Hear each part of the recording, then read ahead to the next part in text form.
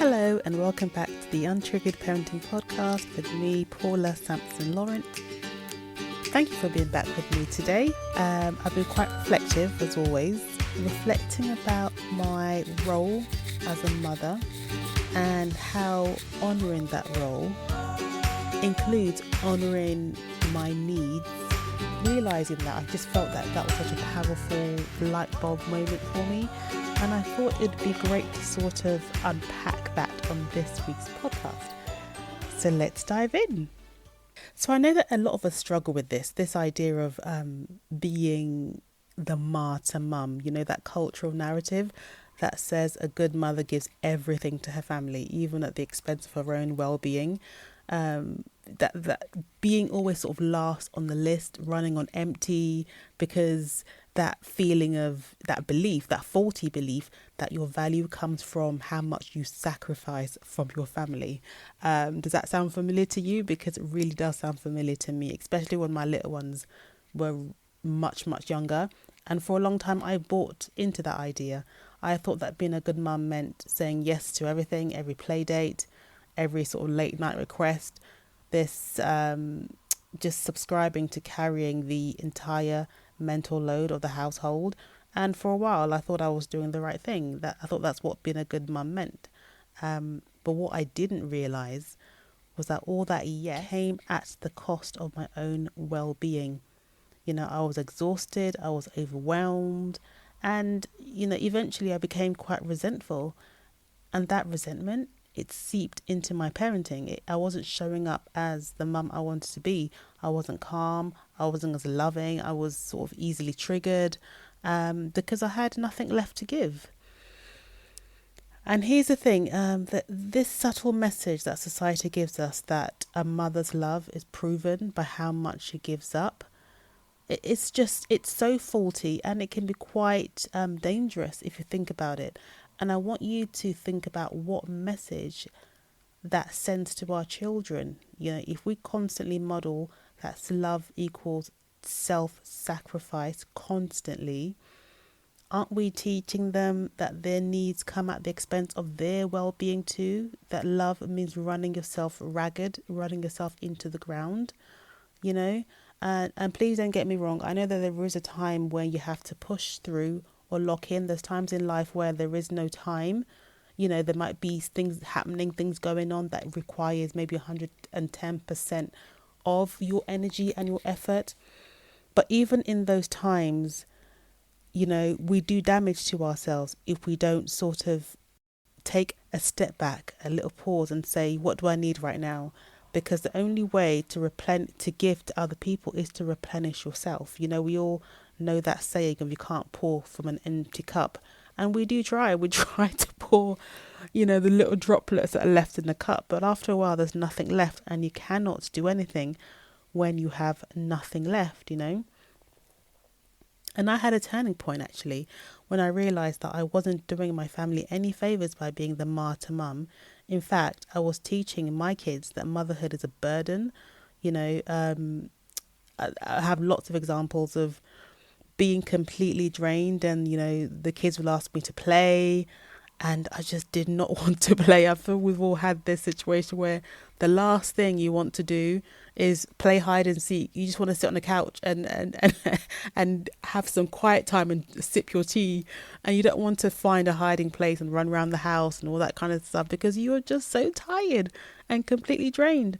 And you might end up snapping at your kids and making them feel that like it's their fault, but it's not their fault. It wasn't my kids' fault. I just had nothing to give. And, it's those moments that make me pause and realizing that if I want to show up as a mother I, want to be, the mother I envisaged being, patient, engaged, loving, calm, at least regulated, then I had to definitely take care of myself first. So I started to challenge this narrative. I started to give myself permission to take breaks, to rest, building that rest into my day, and, it been non-negotiable really, to say no when I needed to. At first, obviously, you're going to feel guilty. I felt guilty.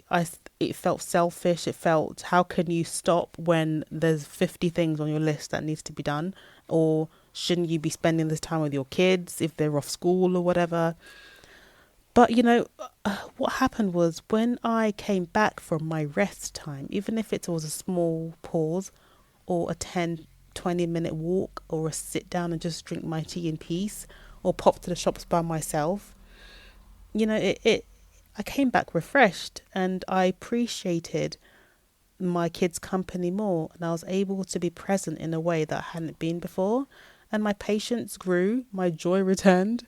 And your kids, they notice that, they feel that energy, they feel that you are more rested and more refreshed. That kind of strengthens the bond, because they feel like, oh, mum wants to be with us, as opposed to, oh, mum's tired, she's going to snap and she's not in the mood to play. So they noticed, and your kids will get the best version of you if you're able to build in that rest into your day. And they get the best version of you, not the burnt out shell of what you were doing before when you're running on empty. And what I realized was, and what I want you to hear, is that honoring your needs doesn't make you less of a mother. It makes you more of the mother that your children actually need. You're showing them that it's okay to prioritize their well-being, that taking care of yourself is part of loving others as well. So I'm really working every single day to break this martyr mum narrative, and I'd love you to join me, because being a good mother doesn't mean losing yourself. It means bringing your whole self, nourished, rested, joyful, peaceful, bringing all that into the relationship you have with your children. So I'd love you to take some time, just ask yourself, what belief are you holding on to that tells you that you have to do it all? And what would it look like for you to let that belief go? How will that change your day to day? How will that change your energy? And how will that change your relationship with your children? So now I just want to go into some practical ways that you can honour your needs. The first thing, which I think is important in everything that we do, is to set loving boundaries.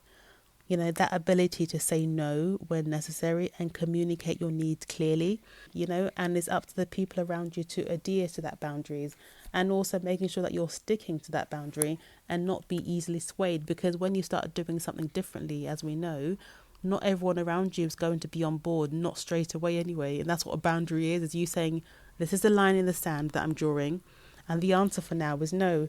And it's okay to say to your children, no, we can't do that today. Maybe we'll try tomorrow. No, mummy cannot do that right now. But if you give me 1 hour after I've done dinner and this, then I can do that. If that's what you need to show up as your best self, and also prioritize and rest. Rest shouldn't be, because I was in this mindset, like I said, where I thought if I'd done everything on my list and then I could rest, until I realized that the list is never ending. That means I wasn't ever going to rest.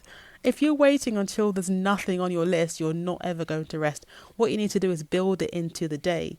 The same way when your kids are little and you're building nap time into the day, you have to build in rest times into the day. And changing that mindset that rest is just something that's you're not doing anything. Rest is productive.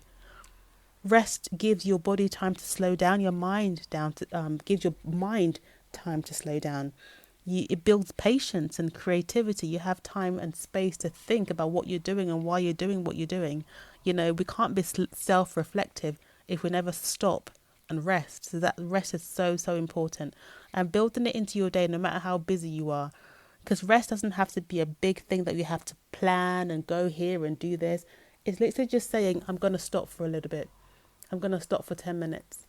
I'm going to sit down and not do anything. I'm going to turn my phone off for a few minutes. That's what you do to make sure that you stick to it. Make it small, actionable things that you can do throughout your day. And this next one is really important. It's about pursuing joy outside of motherhood. What else do you like to do? What do you like to watch on television that's not a children's program? What hobbies did you have before you had children? What passions were you pursuing? What relationships with other people? You know, what were you doing? What do you enjoy doing? Reconnecting with those parts of yourself that maybe you have forgotten.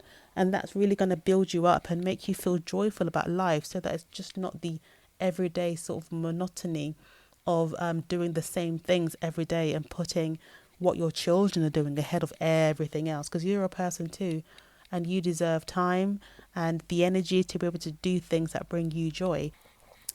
And don't be afraid to ask for help. If something is too much, reach out to those around you. You know, it does take strength to admit that you need support. Ask your partner, your family, friends, your local community. And, you know, if you're able, if you have the means to do it and you don't have a community around you, then you can pay for it. Pay for a cleaner to come in. Um, Pay for someone to walk your dog, you know. If you need someone to talk to, someone to help you with your parenting, pay for a parenting coach. If you need help, you know, to help clarify and focus your workout goals, your health and eating goals, pay for a nutritionist, pay for a personal trainer if you have the means to. You know, just reach out for support if you need it, and do what you can. And I'm sure the thing is, we think that everybody's busy with their own lives, which they are.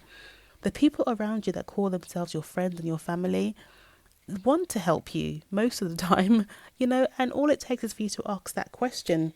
Hey, can you help me with this? Do you mind doing this? You know, and you might be surprised by their answer. And this really was a life-changing practice for me, and it's just checking in with yourself daily to see how you're feeling. As soon as you wake up in the morning, how do I feel? Because quite often we might lose our patience or snap, and we think we don't know why, because we haven't, you know, taken that time to figure out how you're feeling today. So if, for example, your child has a meltdown and then you have a meltdown because of their meltdown, you might think you're only melting down because of your child and what they've just done and their behavior, when in actuality, you were already on your last legs. You were already feeling stressed, and that was just a trigger that made everything melt down, you know. But if you were able to recognize that from the beginning of the day, you'll go, okay, I don't have the capacity that I did yesterday. So how can I make sure that this day doesn't turn chaotic? What do I need to do? That might be, you know, you might have to have takeout that night because you don't have the capacity to do dinner and homework and this and that and the other. You know, what can you do to support yourself when you know that you're not feeling 100%, when you know that you don't have the capacity to be at your best? You know, putting those sort of things into place that help you make the day go more smoothly. So that's really important to do. And, you know, with anything that you're changing your life, you're changing how you do life, it all starts with small manageable actions. 5 minutes here, 5 minutes there, you know. Doesn't take a long time to reflect about your feelings in the morning. It doesn't take a lot of time to check in with yourself. How do I feel today? What do I need today? You know, what capacity am I at today? Give yourself a number or a percentage, and then you'll know how to sort of go forward with the day, knowing that these are the things that I might need support with.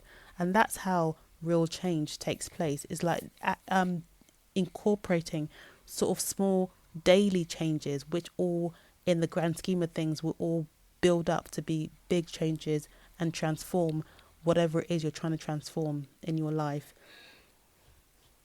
And the next thing really is shifting your mindset, shifting that mindset from guilt to permission, because motherhood is so overrun by guilt. You feel guilty about everything. How much screen time my kids are having, guilty. How much junk food they're eating. Are they doing enough exercise? Are they taking their vitamins? There's so much to feel guilty about. And so when you want to add in that, let me take some time away from myself and do some self-care, that can sometimes add to the guilt. And I'm giving you permission, the same way I had to give myself permission, to release that guilt when prioritizing your needs, you know. Keep reminding yourself that this you're doing because you are needed for your family, and the best way to serve your family is to be running at as near full capacity as possible.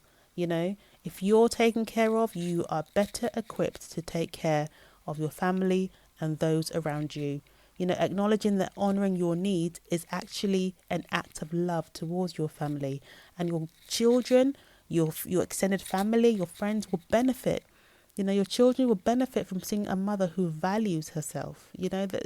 That's so important to show them that you value you, and then you can teach them that they should value themselves as well. So just to conclude, I just want to really, really drive home the point that honouring yourself really does strengthen your role as a mother. It takes nothing away from it. All it does is add to your role. And self-care is not a luxury, it's a necessity. You cannot take care of others without taking care of yourself first. And modelling self-love teaches your children to honour themselves too. We know that children, they do what we do more than what we say. So what are we modelling to them in terms of self-love?